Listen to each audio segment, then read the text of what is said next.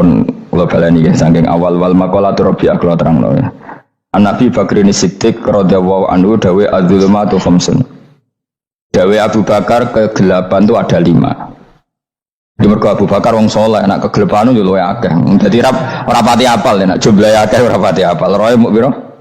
5. Nah, zaman akhir ora trimo 5 ribuan napa? Ribuan. Nomor 1 hubud dunya. Seneng dunya. Seneng dunia macam-macam, seneng pangkat, seneng apa saja yang tidak mengantarkan ke akhirat. Iku darani napa? Dunia. Atau apa saja yang murahan, iku darani dunia. Kalau terangno definisi dunia, dunia kata dana ya dunuan. Ana sing ulama nasrib sangka dania terus ditakhfif hamzah dadi daniah terus ditakhfif hamzah dadi ya daniyah terus mengikuti wazan fu'la jadi dunya. Jadi agar barang sing hina itu jenenge apa? Dunya.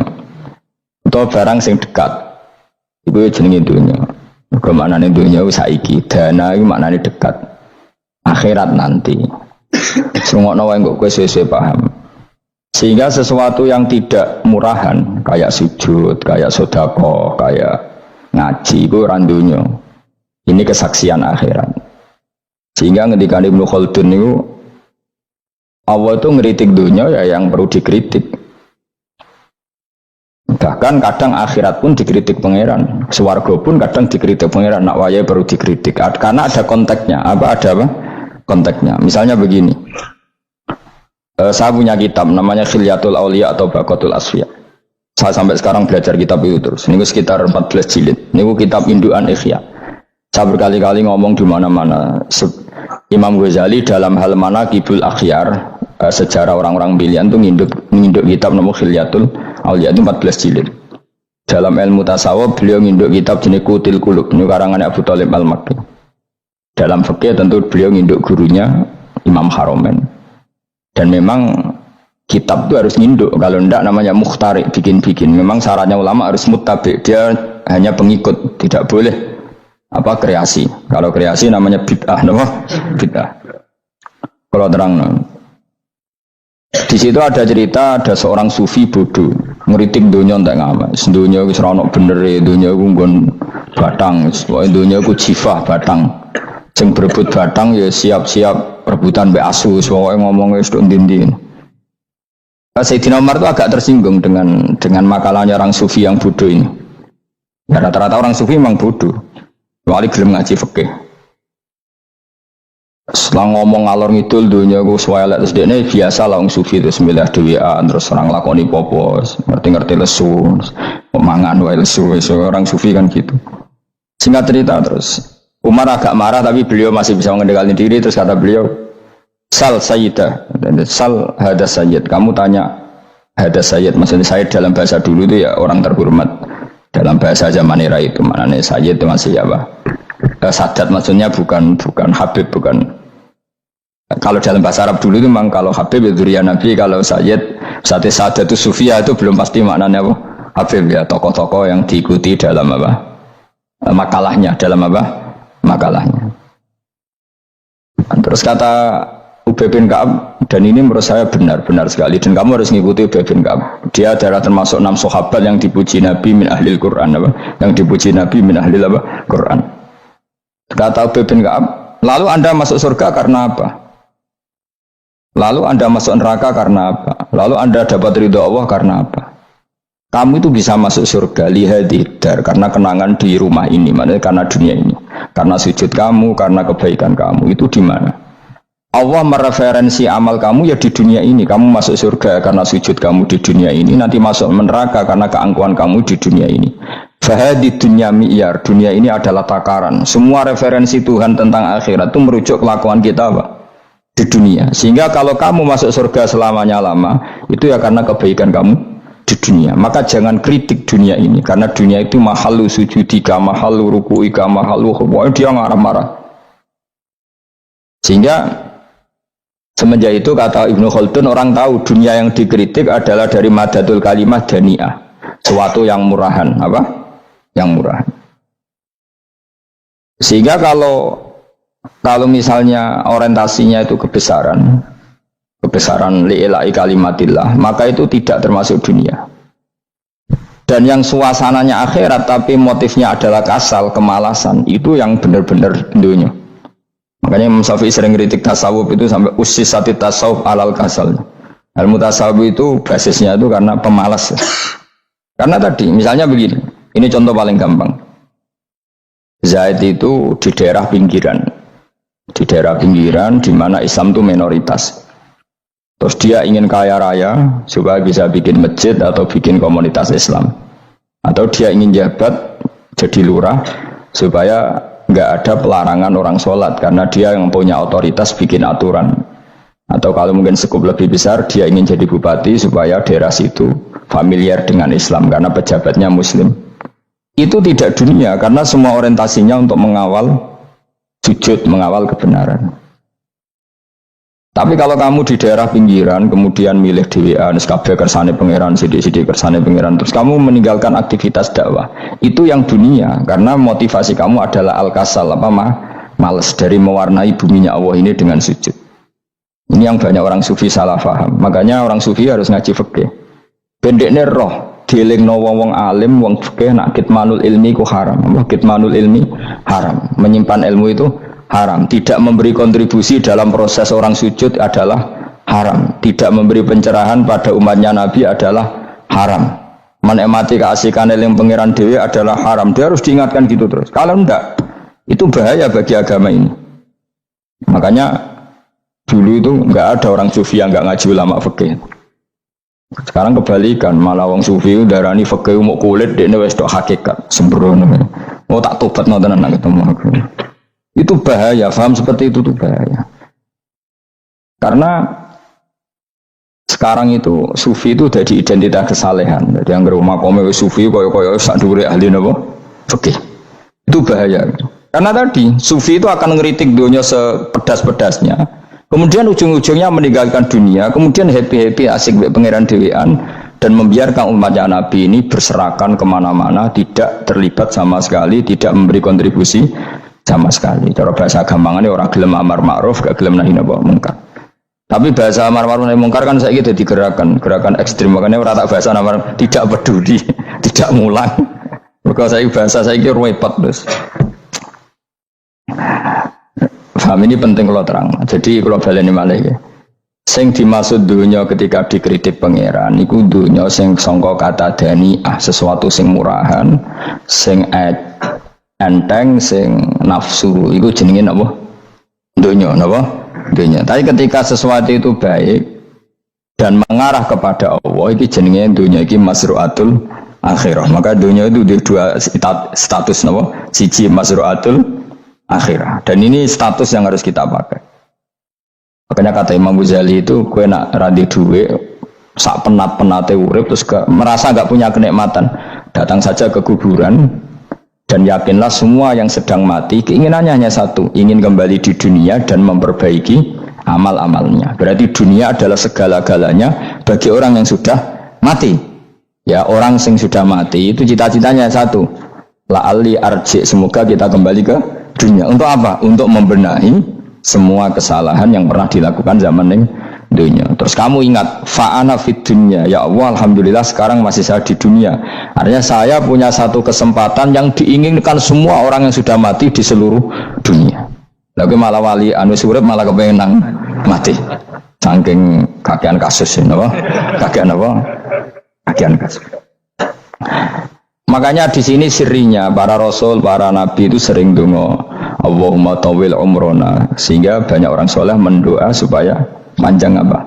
Umur. Itu karena pas itu yang hadir adalah dunia dengan makna masru'atul akhirah. Tapi ada juga wali dan nabi kadang-kadang donga, ya Allah, jika sebaiknya saya mati, mati saja. Itu ketika tergambar dunia yang sudah murahan, yang sudah arogan, yang sudah tidak jelas. Maka dunia ini punya dua status sekaligus. Jika prospek bagi Anda untuk masru'atul akhirah, maka nikmati senikmat-nikmatnya. Tapi jika bagi Anda ini sudah menjadi ladang maksiat apa-apa, maka jadikan dunia ini tempat tobat. Karena akhirat itu gak ada apa-apanya dibanding dunia. Jadi akhirat itu hanya mereferensi dunia, mereferensi dunia. Ini penting kula aturno. Kadang-kadang sufi ku menyen goblok ora iso ngaji. Dia nganggep dunia mbek akhirat itu penting akhirat, tapi cara maknaninya salah. Lho kowe nganti ning akhirat mlebu swarga itu karena apa coba? Amal zaman di mana? Di dunia. Berarti penting mana dunia sama akhirat? Penting dunia karena akhirat mau efek, apa? Efek dunia ini yang pokok. Apa dunia ini yang pokok. Kalau Allah kan cara ngendikan tidak seperti itu.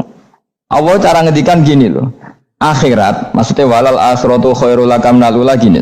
Sesuatu yang berorientasi akhirat dan kemudian menjadikan kamu nyaman di akhirat itu khairul laka minal ula, itu lebih baik ketimbang dunia. Ora kok kowe nak ning dunia nak sepemelek ning akhirat ape ora ngarang ngono, nak ning dunia melek ning akhirat luwih parah. Kayak melarat tem cek ngene iki kan. Tapi kan cek iso ngopi, cek iso mangan tengkleng. Coba ning akhirat gak iso blas. Dunyel-nyel malaikat ngawur. Gayamu bareng melarat iso ning dunya lara lah nek akhirat penak. Aku yakin ora luwih lara, tak jamin. Ngeraine kan ketara nak keliru omongan aku ning dunya lara lah sementing nek akhirat penak itu ndak bisa. Kowe nyifati dunya nggon lara iku serapati ridho mbek pangeran. Berarti ketika iso ngopi ra syukur, ketika iso mangan ra syukur, anane nyifati dunya lara. Berarti rapati ridho mbek pangeran. Malah dibles-blesno sebenarnya. Pemenang nak pengurus akhiratnya aku tak tekek ke. Mak lo pengurus bora sebenarnya. Tapi gak ada rencana daftar jadi panitia apa? Akhirat. Tapi kira tak syafaat dia ambiar no karena ini penting kalau terang no. Makanya Imam Syafi'i masyhur makalah beliau tentang fikih dan tasawuf itu. Nggih saya kutip ya. Dan saya memang saya hafalkan terus makna teman. Faqihan wa sufiyan fakun laisa wahida fa inni wa haqqu wa iyyaka ansahu. Terus kata beliau mensifati orang faqih fa hadza qasin lam yadzuq qalbuhu tuqa wa hadza jahulun kaifadul jahli yasluhu. Itu masyhur. Di dunia ini identitas di dunia kita, dunia ulama itu hanya dua. Kalau enggak sufi ya faqih. Kamu jangan jadi salah satu. Faqih adalah orang sing qasin, itu qalbuhu qasin, hatinya itu keras, hatinya atos. Lam jadu qalbuhu tuqas, gak ditakwa blas. Wong faqih ora ditakwa blas, gak di empati blas. Tapi orang sufi itu wahada jauh ini malah geblek blas, malah parah meneh. Sing sitok atas hatine sitok geblek dari Imam Syafi'i. Ya nak protes berarti Imam Syafi'i aja protes aku. Kenapa begitu? Misalnya gini orang faqih. Kalau bapak nyontohkan tuh gini. Orang faqih itu punya aturan, misalnya kalau rukuk tidak begini nggak sah, sujud kalau nggak begini nggak sah, sholat kalau tidak begini nggak sah. Oke, aturan itu baik. Tapi punya keangkuhan berpikir. Misalnya ada orang desa terbelakang, misalnya di pedalaman Gunung Kidul, Kulon Progo. Ada orang yang ditobatkan orang-orang sufi. Orang sufi itu ya saya rodok goblok-goblok itu, misalnya nobatkan. Enak wong fikir melok nobatno tapi tahu-tahu bilang ini sholatnya nggak sah, rukuknya nggak sah, Fatihahnya nggak sah. Dari sing sufi, wah semane nobatno ora iso salat ta ora disahno. Si sufi ya goblok pisan, ketika ngawal si ajudannya tadi salat, enggak dikawal. Jika banyak aliran di Jawa salat ala kali Jogo ya ono Fatihah mau meneng tok. Sitok sujud tok. Jadi ini sitok atas atine, ora gelem bina tapi muni rasa. Si sitok goblok ora tahu nerusno pembinaan. Akhirnya ya mandek ning satu kesalahan dan diwaris ya bergenerasi-generasi. Makanya kata Imam Syafi'i itu sitok goblok, sitok atas saat ini. Jadi kamu jangan jadi salah satu itu. Makanya kamu aman karena kamu tidak sufi ya tidak fakih. Makanya nggak masuk, nggak masuk yang dikritik Imam Syafi'i. Kamu sufi ya ndak, fakih ya ndak. Makanya kalau Imam Syafi'i kritik itu, tapi alhamdulillah saya ndak dua-duanya. Ya ndak sufi, ndak fakih. Karena orang sufi itu kalau ditelusuri itu memang kesalahannya terlalu banyak. Kecuali dia mau ngaji fikih. Kenapa? Kecuali dia mau ngaji fikih. Kayak tadi misalnya, sampai Imam Syafi'i zaman itu duka yang menghentikan usisat tasawuf alal kasal. Ilmu tasawuf itu dibina, itu berdasar kemalasan. Loh, saya punya teman sufi banyak. Saya ini kiai loh, punya teman sufi banyak. Tekon dengan kulo, Gus, dunia rusak. Sementing saat ini ngatah-ngatah istighfar. Memangnya kita bisa diistighfari pangeran, di sepuro pangeran ketika kamu orang alim tidak mulang? Memangnya kau iso di sepuro pangeran ketika kau sugih zakat? Memangnya kau iso di sepuro pangeran wis kere ra nyapu masjid teko Jumatan, bareng rokok itu usep-usep ning pojok masjid bar mulai. Enak wae. Ana keran coplok wis dibarno. Memangnya kamu bisa jadi orang miskin seperti itu kemudian dimaafkan Allah? Tidak bisa. Kamu harus terlibat dalam proses sholat. Wis kere ya urun gawe kran, misale ra ngono ya urun masjid ya nyapu-nyapu, sing sugih urun dhuwit, sing alim urun mulang. Kok enak. Dunya mbok anggap rusak terus kabeh dhewean. Menengi sampean ke dhewean neraka ra tak baturi ya ngono. Ndak bisa, sufi seperti itu ndak bisa, tuh kriminal. Malah Imam Syafi'i dalam satu makalah kowe esuk tasawuf, awan wis rondok ngene. Saking ekstrimnya beliau. Nah, kenapa Imam Ghazali muji orang sufi? Kitab-kitab Risalah Qusairiyah muji orang sufi itu sufi-sufi yang kayak kowe. Sufi-sufi yang belajar fikih, napa? Sufi-sufi yang masih mau belajar fikih. Kok enak? Jadi sufi itu maknanya sidik-sidik. Zaman wis rusak itu tidak seperti itu. Nak rusak ya amanat pengiran kon melok dandani. Nah, ketika rakyat didandani sebetulnya nggak masalah, kan ada alternatif. Misalnya gini, ada mobil rusak nggak bisa dipakai. Memangnya mobil hanya itu. Kan ada mobil yang lain itu jenis fakih. Ini ndak, kamu punya pemimpin hanya 2 atau 3 lah, biar nggak nyindir. 3 atau 4 lah. Ketika 4 ini orang ini gagal, seakan-akan Indonesia gagal. Memangnya Indonesia hanya punya orang 4 itu. Goblok sekali kita berpikir gitu. Segoblok-gobloknya apa? Memangnya Indonesia itu milik siapa? Kenapa kamu menggantungkannya sama 1-2 orang, 3-4 orang? Gampang aja cari alternatif. Terus tapi kan harus lewat pemilu, khusus ngenteni pemilu 5 tahun cepat. Mustafa Rohin jokno jadi calon presiden. Nak kemen jadi negara tahlil. Karena dekne piye, apa ngomong ekonomi ya ora iso. Ngomong wisata ya haram, ngomong budaya haram. Ngomong badan usaha milik negara ya ora roh dene. Lemono langsung dibagi-bagi. Tapi kelirunya kita selalu begitu. Ketika kecewa sama pemimpin, seakan-akan dunia ini tergantung pemimpin itu. Mana ada dunia ini dipasrahkan sama makhluk oleh Allah. Dunia ini milik Allah, nggak pernah dipasrahkan makhluk. Bahkan kiai mati pun nggak ngefek pada agama. Dulu sahabat meninggal agama jalan, wali songo orang-orang pilihan meninggal agama jalan. Karena Allah tidak ridho dunia ini, agama ini, dunia maupun agama dipasrahkan sama seseorang. Allah yang mengurus dunia ini. Apa nak konglomerat mati terus uang melarat kabeh? Enggak kan? Apa nak wong soleh mati terus wong bejat kabeh? Ndak. Allah yang mengurus agama ini, mengurus dunia ini. Saking goblokem, nak ono kecewa mbek makhluk itu. Terus ya Allah, terus seakan-akan dunia ini runtuh. Ono pegatan sakake saya kira ono sing lanang. Banyak orang pegatan terus untuk bojo luwih apik. Bojone mati sing wedok malah makmur akeh to ora. Makanya pangeran nanya manusa iku entek-entekan. Allah nanti ngendikan gini Mas dalam pegatan. Unik ngendikane pangeran. Ya rodok manekno wong pegatan. Wa iya tafarraqa yughnillahu kullam min saati. Kamu tidak usah takut dalam suami istri itu bercerai. Wa iya tafarraqa, jika 2 suami istri bercerai, yughnillahu kullam min saati, bahkan satu-satunya per 1 dari kedua mempelai ini bisa dikasih lebih kaya. Banyak enggak uang pegatan terus akhirnya lebih makmur? Dan kenangannya untung pegatan Mas dhisik aku untuk bojo sing dhisik wis. Aduh, selemu goblok. Enggak sing lanang karena bosen dijudisi yang untung saiki ndek bojo konak, bojoku sing dhisik. Banyak enggak orang pegatan kemudian kenangannya itu baik sama yang sekarang? Dengan yang lalu mau gerutu tok, banyak enggak? Banyak. Dulu kita punya pemimpin yang cakap, yang otoriter. Zaman itu pun didemo. Coba kita ini kan mulai dulu yang jadi pemimpin didemo, kok cek urip pantas didemo kan es mati digo kelangenan. Kelakuan kok ngono. Mulai dhisik nganti saiki. Kiai juga gitu, zaman urip dikerwiti, kok bareng mati kiai penggantinya dikritik ora koyok kiai. Iku ora ya coba 66 Pak Karno dikritik, orde baru diurus gitu tuh. Nabi yang ngono mangsamu mau presiden tok. Nabi ku kan mukjizat iku ngaji. Jadi mukjizatnya Nabi ku ngaji. Jare masyarakat kon mukjizat orang keren blas. Mukjizat iku kudu nganggo tongkat. Dadi seru napa? Dianggap Nabi Harry Potter. Jadi Nabi itu mukjizat kok mulang itu mengatur logika supaya mapan nikmati Allah dan Rasul, itu mulang. Mereka agak seneng, mat. Kalau aku nabi-nabi dhisik udah tongkat apa mat, jadi seru apa? Seru main sebelah, pokoknya seru lah. Nabi sempat tertarik, ya kepengen di tongkat tahu Nabi tua, kita ya sangar lah, apa? Jadi Nabi ngalor ngidul gak apa? Tongkat nggak ono sing ngelawan, plus terus kecemplung segoro, kan ya seru lah. Misalnya ono Yogyo macam-macam, tutuk, terus likui faksi do tenggelam kan, seru lah, apa?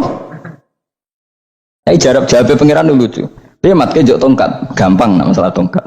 Karena ngetok wit kan gampang tongkat itu. Memang samu tongkatnya Nabi Musa terus digawe dikai mori terus dikai minyak ya ora dijupukno wit diketokno memang samu. Wong sing hebat itu sing nyekel dul ora apa. Ya jajal to kate Musa tak kena kowe. Iku ora ono pengaruhe. Wong saiki ning gone Turki digo tontonan ora piye-piye. Lah nek mbate isih aktif Pak Turki nantang Israel duel lan. Lah wong di tongkate Nabi Musa kok digertak Israel rawani. Lah nek tongkate iku tenan nak oh. Sing sakti sing nyekel dul ora kok perkara tongkate. Nah, cara wae dhisik sono HP Nabi Musa ya luar biasa cara itu. Akhirnya Nabi Muhammad itu sempat kepengin jawab pangeran unik. Awalam yakfuru bima utiya Musa min qabl. Matke kok gak eling apa zaman Musa nggo tongkat wong terus do iman. Awalam yakfuru bima utiya Musa min qabl qalu sikhroni tazahara wa qalu inna bikullin kafirun. Apa zaman Nabi Musa itu terus wong do iman? Ya tetep komentar dari tukang sihir. Podo ae mah. Nggo mukjizat ora podo wae wong nak trai berdua ya tetep berdua.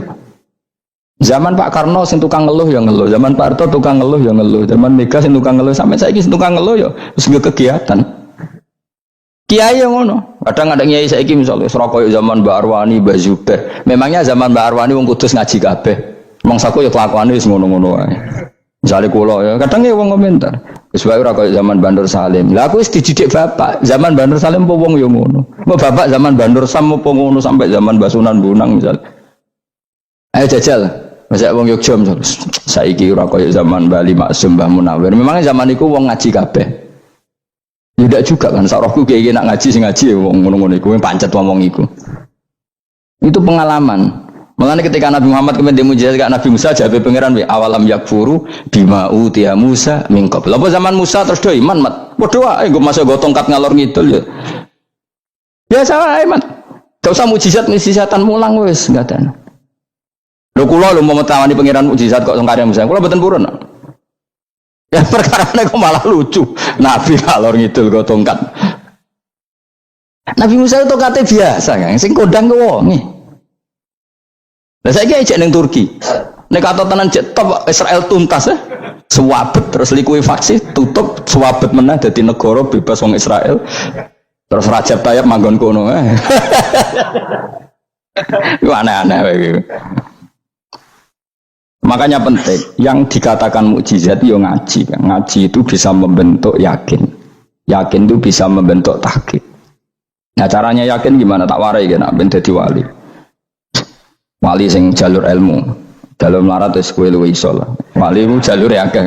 Alim ya iso dadi wali, zuhud dadi wali, melarat ya iso dadi wali. Syaratnya ridho ora kepengin sugih. Ya syaratnya melarat dadi wali ridho ora terbersit kepengin sugih ora tau muni lho umpama aku di dhuwit ora dadi wali, muni umpama tok wis ora dadi wali. Jadi fa inna law taftahu amala syaiton karena mengatakan umpama iku wis buka pintu setan. Jalur apa ke? Nah alim syaratnya apal Quran, apal ribuan hadis. Ayo nak zuhud syaratnya radhi HP, rawi anan. Nak fakir rawleh diangen-angen. Ayo milih di. Apa rasa jadi wali? Gak usah ya.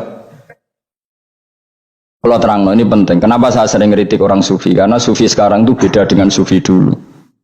Di Jawa Timur itu keluarnya para kiai ya gitu. Kalau ada orang ikut tarekat tertentu terus gak gelem ngaji takrib, akhirnya elinge pangeran suwengi tapi sesucine keliru. Masalah didik anak bojo keliru karena ya mau sementing la ilaha illallah terus maca la ilaha illallah terus itu gimana? Kalau kita iman sama Allah, ternyata iman dengan aturan-aturan Allah. Misalnya kita seneng cawe wedok, terus mbok sebut jenenge tok, kono njuk wedak ra mbok kei, njuk mangan ra mbok kei. Terus kamu tidak mempelajari sing disenengi pacaran ku apa? Senang Allah itu maknanya senang ketentuannya Allah. Allah yang murka itu apa? Kalau kita zina, kalau kita maling, ketika korupsi. Allah yang suka apa? Kalau kita sujud. Lalu syaratnya sujud apa? Harus dalam keadaan suci dari hadas besar maupun hadas kecil dan tempatnya tidak ada najis. Bahkan harus gitu. Itu senang Allah kok menurut Allah semengi terus pingsan, kesemper, terus nak tepak harus darani wali. Nak darani wali ono salam template. Wah apa-apaanan. Lancar bapak kula saking kerase. Lah wong darani wali nek melete keren aku jare. Tak top aku jare. Lah kok saged, Pak. Paling zaman akhir darani wali dadi gula, wong salah templek ngekeki dhuwit. Tapi nak wong alim darani wali sing dadi pinter akeh. Coba jajal lah wis ayo. Nak ora percaya ruhin maklumno nak saiki wali, nak ora dadi gula mbek dhuwit. Ayo saiki umumno nak ruhin iku wali. Reaksi masyarakat kira-kira piye? salam template terus nggak malam merek rokok Rugen misalnya rokok apa ya terus ditukokno. Tapi umat dapat apa juga? Tapi ketika orang terkenal alim, umat dapat banyak karena bisa ngaji carane sesuci piye, carane zakat piye, yang wajib zakat apa saja, carane dekat. Tapi saya gak wali kalah mbek apa wong alim kalah mbek wali. Kula niki diceritani Gus, kula nek wong alim Gus. Jejer mbek wong terkenal wali kok ora salaman beda. Ya akhirnya melarat salam. Maksudnya salaman kok ono maknane ning Jawa Timur. Ora usah diterangno maknane opo. Wah kere, wah kowe padha wae wong alim kok hasud to. Nek hasude perkara hasile iku. Iku ya sarap pisan padha wae. Sing kanca kula niku sing. Tapi sebenarnya kita harus jadi pelajaran. Kalau ingat Allah itu ingat aturan-aturannya Allah. Terus keling Allah suwengi terus piye? Allah bikin aturan. Kamu suwengi ning masjid itu ketentuan fikihnya kayak apa? Kalau istri kamu sakit, anak kamu sakit, kamu wajib ngurmat anak bojo dan itu juga perintah Allah. Terus eling Allah dulu nggak ada zaman Nabi seperti itu. Nabi itikaf sungi di masjid busuk pikir wiridan, ya mulang biasa. Wiridan sekadarnya, habis itu Nabi yang ngajar biasa. Siapa yang tanya tentang khair, siapa yang tanya tentang ghanimah, siapa yang tanya. Jadi yas'alunaka 'anil anfal. Ketika mereka iskal, lalu ghanimah cara bagi gimana ya Rasulullah? Dibagi wa'lamu annama ghanimtum min syai'in fa'alillahi khumusahu wa lirrasulillah 1/5. Ada yang tanya lagi, yas'alunaka 'anil makhid. Istri saya cara ngakad tidak normal ya Rasulullah. Kadang-kadang over. Terus disebut itu istihadah apa? Itu ditanyakan. Ada yang kaya usul ya Rasulullah duit kula kathah lalu tak kasihkan siapa? Yas'alunaka madza yunfikun. Ora kok terus eling pangeran sungi-sungi terus do ngantuk, bariku keturu, bariku makan-makan ora ono ngono. Coba jika seseorang terkenal wali itu paling untung udekne. Ini bukan kritik kan. Memang harus dikritik. Dikritik aku enak aku kualat, kowe ra wali kok ngritik wali. Ya cuma melok-melok. Karena apa? Kita ini syafaqatan li hadil ummah, kita kasihan umat ini mencintai kiai, kemudian tidak dapat apa-apa dari kiai itu. Caranya apa ya? Kita mulang. Makanya Rasulullah itu masyhur kan di sebuah hadis, sama cari di Muqaddimah Majmu', di Muqaddimah Ihya, hampir semua kitab ulama top itu menceritakan hadis ini. Nabi ke masjid, ada satu kelompok yang nangis-nangis dungu, ada sekelompok yang mulang fikih. Mulang itu ya, iki halal, iki haram, iki sholat begini nggak sah, ini pokoknya mulang aturan-aturannya pangeran. Nabi ngadeg, kemudian Nabi bilang gini, kilakuma ala khairin, dua kelompok ini sama-sama baik. Tapi apa yang terjadi? Amma haula fayatuna waha, mereka adalah kelompok-kelompok yang minta sama Allah, insya'a ajaba wa insya'al. Lah, kalau Allah mengendaki ya disembadani, kalau enggak ya enggak. Tapi ini kelompok yang membicarakan hukum-hukumnya pangeran, pasti Allah ridho. Wa innama bu'istu mu'alliman, memang sing jenenge Nabi itu untuk mengumumkan halal haram, maka Nabi terus ikut yang kelompok belajar tadi. Karena yang dikatakan coba Nabi diutus jadi Nabi itu apa? Saya tanya, bikin aturan, caranya tawaf ke Ka'bah begini, dulu tawaf itu wudu, dulu tawaf itu bawa hubal lata, dulu tawaf itu dengan penuh kemusyrikan. Nabi datang, cong tawaf itu aturannya gini, nggak boleh ada yang berbau syirik. Caranya tawaf 7 kali, baca kalimat ini. Sa'i juga gitu. Dulu yang namanya sa'i itu setar megang berhala Isaf. Nanti di Marwah megang Nailah, setarnya gitu, dari kesirikan ke kesirikan. Terus Nabi datang, nggak boleh megang Isaf dan Nailah, harus dibongkar. Dimulai dari labbaik Allahumma labbaik la syarikalah innal hamda wa ni'mata laka wal mulka la syarikalah. Itu Nabi. Sehingga saking ekstrimnya, sahabat itu dulu nggak mau disuruh sa'i. Nggak ya Rasulullah, kita ada sa'i, tempat yang dulu kita syirik di situ. Karena kalau sofa setarnya pegang Isaf, nanti kalau di Marwah pegang Nailah, itu nama berhala. Terus Allah menurunkan inna sofal marwata min sya'airillah faman hajjal baita wa i'tamara fala junaha. Istilah pangeran fala junaha. Kalau kamu sudah Islam enggak apa-apa sa'i. Kenapa bilang enggak apa-apa? Karena dulu pernah sahabat merasa dosa, karena itu dulu basis kemusyrikan. Jadi ini penting saya utarakan. Lagi-lagi yang digerakkan Nabi adalah aturan main dalam hidup ini. Apa? Aturan main. Lho kula wingi pasaran wingi ini kula mucal napa sampean tadi. Kula mucal Minhajul Thalibin. Karangan Imam Nawawi, kita fikih. Mergo kula niku mangkel. Kadang wong alim terus darani wali, nek darani wali ngono wong teko njuk pangestu. Kadang kurang ajar meneh wong ape kaji njuk ndongakno kaji mabrur. Luwih parah meneh. Nah kula tak ngamuk tenan. Kowe Kowe nak langsung ndongakno wong iku kaji mabrur padha karo ana wong ra iso numpak sepeda motor. Iki kula badhe numpak sepeda motor, ndongakno slamet. Wong belajar ya ora kok ndongakno slamet. Mestine iku takok sik carane numpak sepeda motor piye lagi yo ndongakno slamet. Wong isi iso ora mesti slamet. Iki rong iso apa? Ya iki kula badhe numpak sepeda motor ndongakno slamet. Aneh gak pertanyaan seperti itu? Permintaan minta selamat ketika kamu tidak bisa naik motor itu aneh gak? Aneh. Kalau kamu mau haji, takok sik syarat rukunnya haji, baru minta didoain haji mabrur. Ini ndak masyarakat tahu-tahu minta haji mabrur. Oh nak tonggo kula tak bisa itu. Untung ngomong Rembang rawat aku loh. Jadi ora ono sing wani. Agar mereka haji, Gus kula badhe haji supaya sah piye Gus. Tak ulang tenan piye. Selain tentu belajar di manasik. Paling ndak dengan fatwa seperti ini orang terbiasa nak tekone manasik ku dirungokno. Napa? Kadang ya ora tekone manasik ngantuk tok. Itu tidak bisa, harus diwarai. Misalnya tawaf dimulai dari Hajar Aswad dan usahakan menjauh dari Ka'bah 1 meter atau setengah meter. Karena kalau terlalu mepet Ka'bah, takutnya tadi nginjek pondasi Ka'bah. Jadi tidak ngitari Ka'bah tapi tawaf di atas Ka'bah. Kedua, kalau terlalu dekat, kiswah Ka'bah itu mulat tohah bitit. Tak kiswah Ka'bah itu penuh dengan minyak. Dan kalau terlalu dekat menyentuh, padahal orang ikhram itu nggak boleh nyentuh kiswah. Jadi harus diterangkan. Malah dia kaji marugih kalau gitu terus dongo nangis servisnya akeh. Lu apa-apaan? Mau dibawa kemana agama ini?